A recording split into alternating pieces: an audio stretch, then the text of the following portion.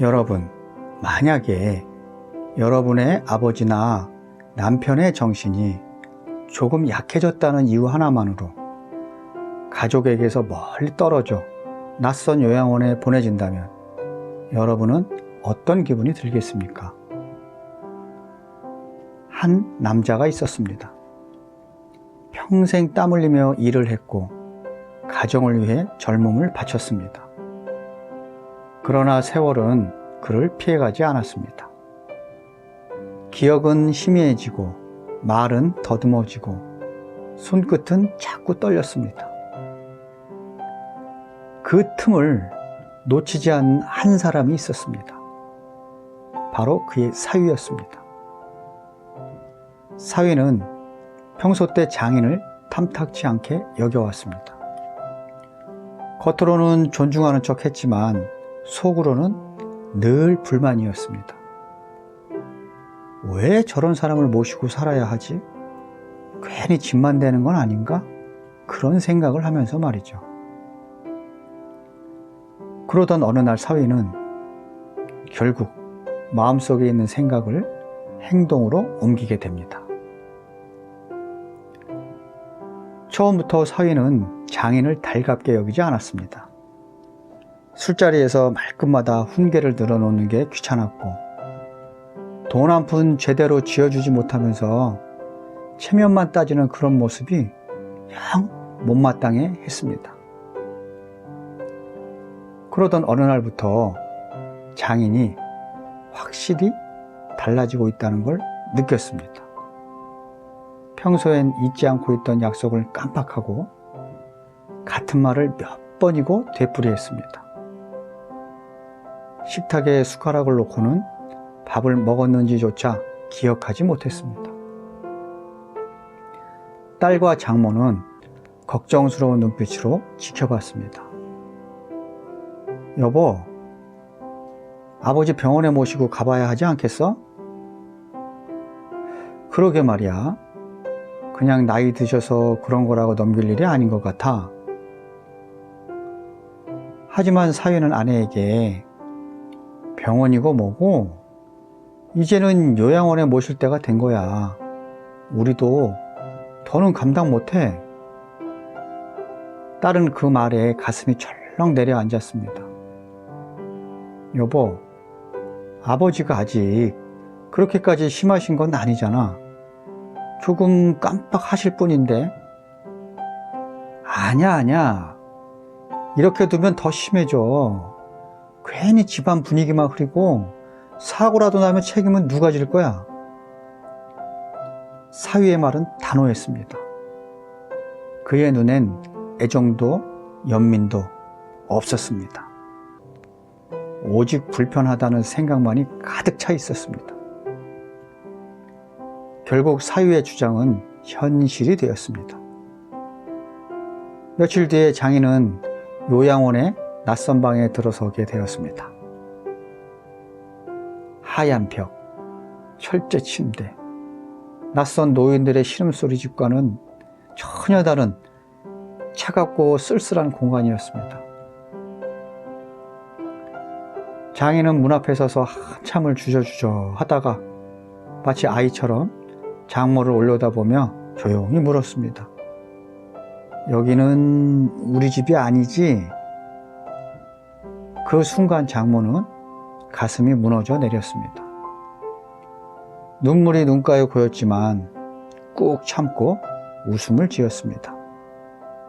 여보, 잠깐만 계세요. 몸이 편히 쉬어야 치료도 빨리 되는 거예요. 아시겠죠? 하지만 장인의 눈동자는 이미 두려움으로 가득 차 있었습니다. 마치 버려진 아이처럼 그의 손은 떨리고 있었습니다. 딸은 아버지의 모습을 보며 눈물을 감추려 고개를 돌렸습니다. 아버지, 죄송해요. 정말 미안해요. 속으로 수없이 되뇌었지만 차마 입 밖으로 내지 못했습니다. 사위는 그런 두 모녀를 보고도 태연했습니다. 이제 됐습니다.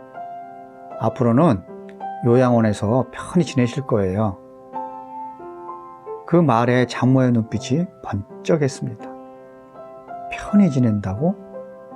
자네 눈에는 이게 편해 보이는가? 그러나 사위는 모른 척 고개를 돌렸습니다. 며칠 시간이 흘렀습니다. 장인의 기운은 눈에 띄게 쇠약해졌습니다. 말수가 줄고 눈빛은 공허해졌습니다. 그리고 어느 날 딸과 장모가 찾아왔을 때 그는 힘겹게 말을 꺼냈습니다. 나 집에 가고 싶다. 그 한마디에 딸은 그 자리에서 또 가슴이 무너져 내렸습니다. 울음을 참으려 했지만 눈물은 끝내 쏟아졌습니다. 장모는 남편의 손을 콕 잡으며 속으로 다짐을 했습니다. 이렇게 둘 수는 없어. 저 사람은 평생 나와 아이들을 위해 살았는데 이제 남은 시간을 이 낯선 곳에서 보내게 둘 수는 없어. 그렇게 혼자 다짐을 했습니다. 그날 밤 장모는 깊은 잠에 들지 못했습니다. 머릿속엔 남편의 초라한 모습만이 계속 떠올랐습니다. 그리고 결국 그녀는 마음속에 큰 결심을 품게 되었습니다.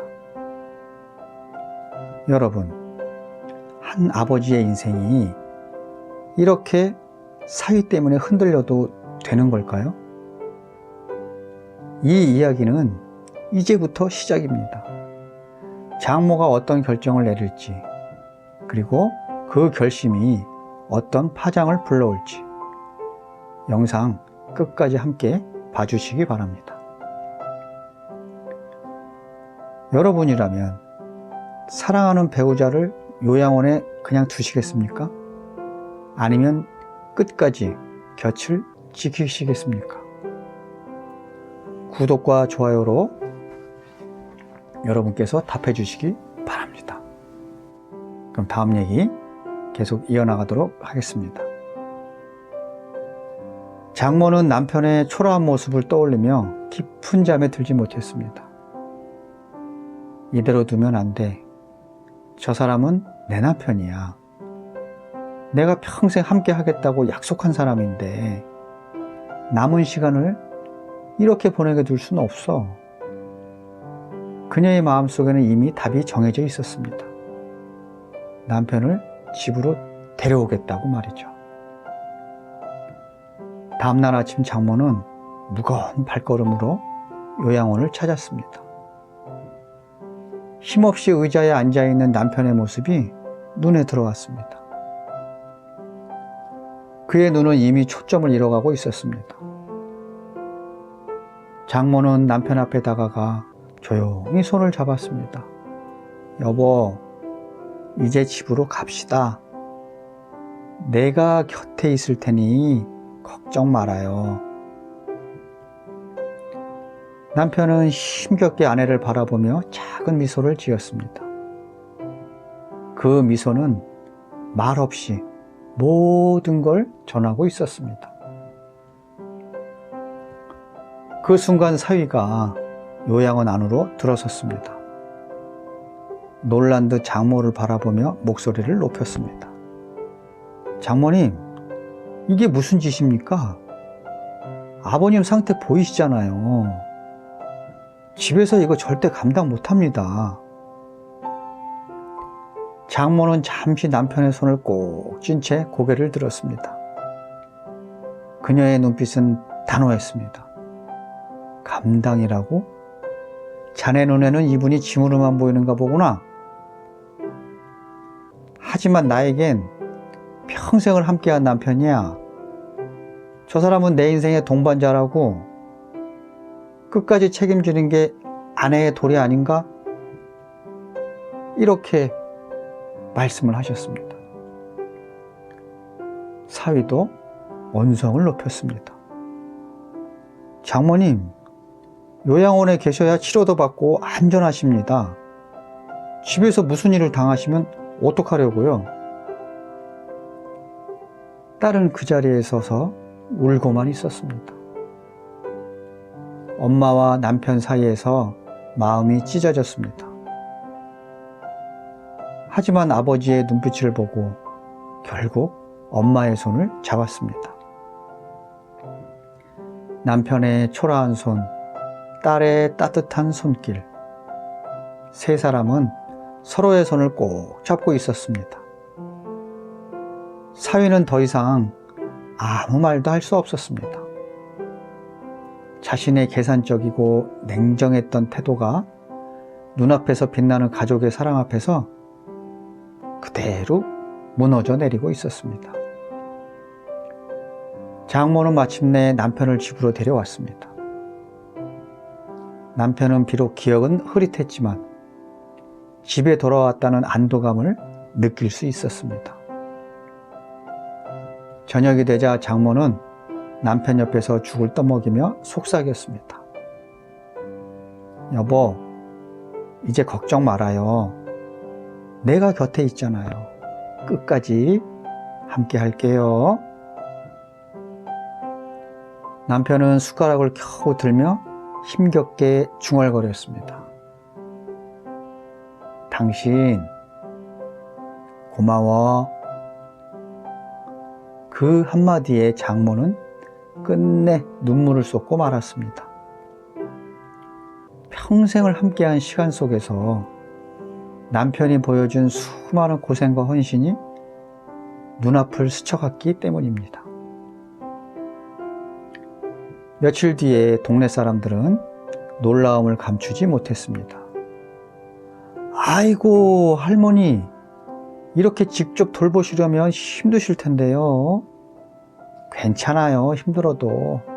저 사람이 제 곁에 있는 것만으로도 저는 행복해요. 장모의 대답에 이웃들은 숙연해졌습니다. 그녀의 모습은 힘든 시대를 함께 살아낸 한 세대의 상징 같았습니다. 끝까지 곁을 지키는 것, 그것이 진짜 사랑이라는 걸 보여준 것이었습니다. 여러분, 나이가 들면 몸도 약해지고 기억도 희미해집니다. 하지만 사람을 가장 아프게 하는 건 병도 가난도 아닙니다. 사랑하는 이에게 버려졌다는 외로움, 그것이 가장 큰 고통입니다. 장모는 남편을 짐으로 보지 않았습니다. 끝까지 곁을 지켜주는 부부의 도리라고 믿었기 때문입니다. 여러분은 만약 부모님이나 배우자가 이런 상황에 놓이신다면 어떤 결정을 내리시겠습니까? 사랑하는 이를 요양원에 맡기시겠습니까? 아니면 마지막 순간까지 곁을 지켜주시겠습니까?